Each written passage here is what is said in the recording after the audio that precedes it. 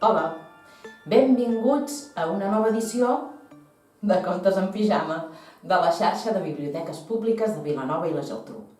Avui us explicarem un conte, o una llegenda, segons les fonts, del Japó.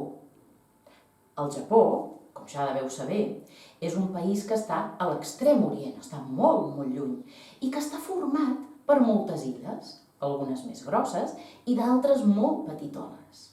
I segurament sentireu a dir que el Japó és un país de contrastos, perquè té unes tradicions molt antigues i molt arrelades, però també els agrada molt la tecnologia i les coses molt modernes. Aquí, per exemple, tinc un quadre que és molt conegut i que es diu La gran onada del pintor Kaganawa. Kaganawa era un pintor de fa molts i molts anys i va pintar, veieu, aquesta gran onada de mar que està a punt de caure sobre unes barques. Però si us hi fixeu, aquí al fons hi ha una muntanya que sembla molt petita comparada amb la onada, però que resulta que és la muntanya més alta del Japó. És un volcà i es diu Fujiyama o Mont Fuji. I els japonesos diuen que si t'hi fixes molt, en les nits de lluna plena, des del Mont Fuji es pot veure com puja un fil de fum fins a la lluna. Voleu saber per què? Doncs això explica el conte d'avui, que es diu El tallador de bambú, o La princesa de la lluna, o el conte de la princesa Fagulla-Hime. Esteu preparats? Sí? Molt bé. Ja sabeu com es fa, oi? Per sentir contes i llegendes. Qui ha dit que no? És que, clar, cada setmana tenim gent nova. Molt bé. Doncs tots els que ja sabeu com funciona això, m'ajudeu? Ho fem ben fort i molt convençuts, us ho recordo. Ulls oberts, orelles ben obertes i boca ben tancada. Preparats? Ho fem tots junts? Sí?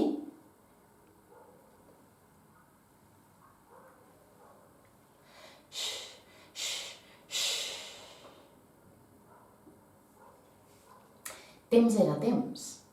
A l'antic Japó vivia en un poble petit un tallador de bambú que es deia Taketori. En Taketori i la seva dona ja eren força grans i no havien pogut tenir mai fills. Una tarda, la dona d'en Taketori, que mirava per la finestra, va veure que venia una gran tempesta i va anar a buscar en Taketori al bosc de bambú. I el va trobar tallant bambú. Taketori, li va dir, vigila que ve una gran tempesta, hauríem d'anar cap a casa. En Taketori i la seva dona van començar a anar cap a casa, però el vent era molt i molt fort, el bambú anava d'una banda a una altra. I de sobte, en Taketori es va fixar que hi havia una tija de bambú que brillava moltíssim, amb una brillantor molt i molt blanca. Què deu ser, això? Va preguntar en Taketori.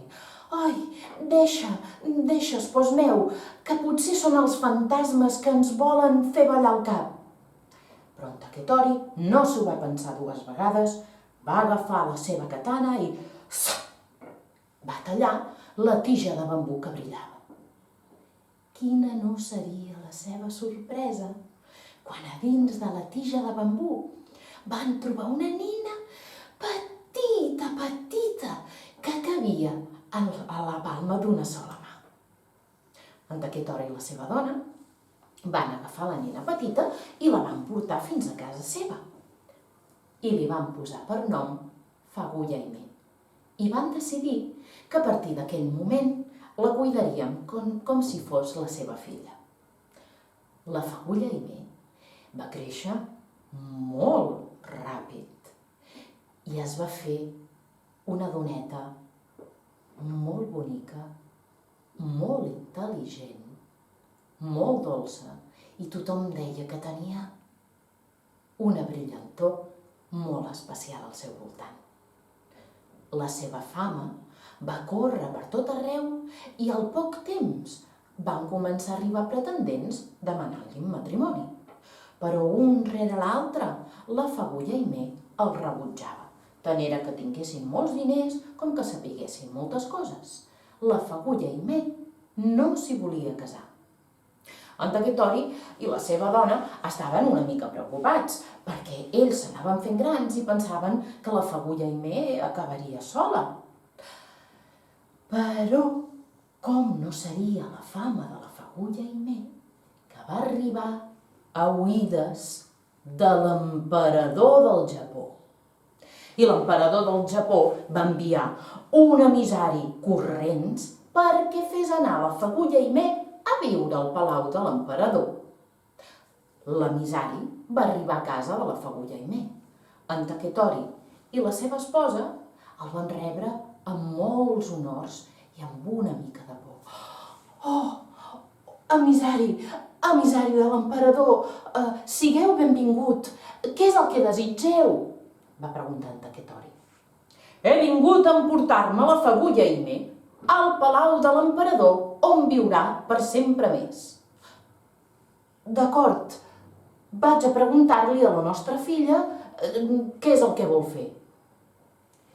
Quina no seria la sorpresa quan la Fagulla Aimé, molt amablement i molt elegantment, va rebutjar la proposta de l'emperador.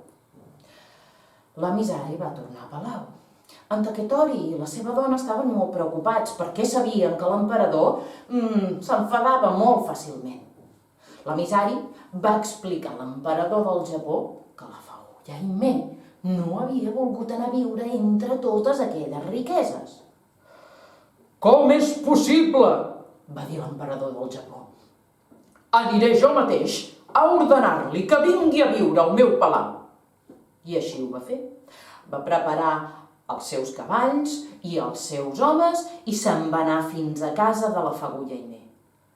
En Taquetori i la seva dona, quan van veure que era el mateix emperador que arribava a emportar-se la Fagulla Aimé, no podien fer més reverències. Emperador, sisplau, la Fagulla Aimé és molt dolça i és molt bona. Demaneu-nos què voleu, intentarem convèncer-la perquè faci el que vos desitgeu. L'emperador va demanar que sortís la Fagulla Aimé.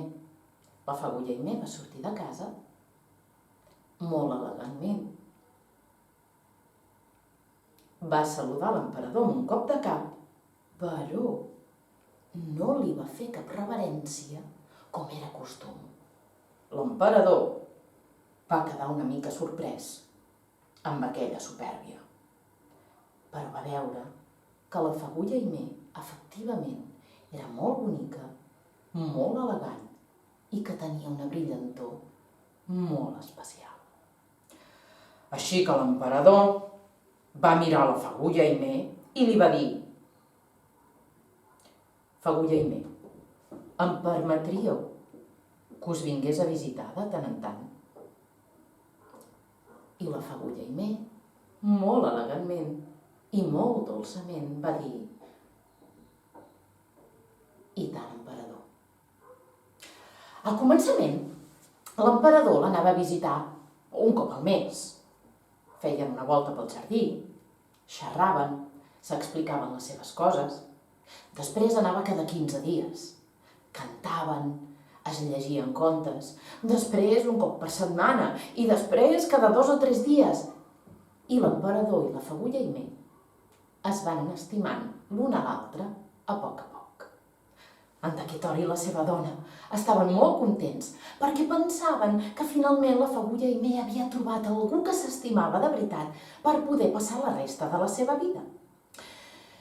Però, quan va arribar el dia en què l'emperador va demanar de casar-s'hi amb la Fagulla Aimé, molt trista, va rebutjar el compromís.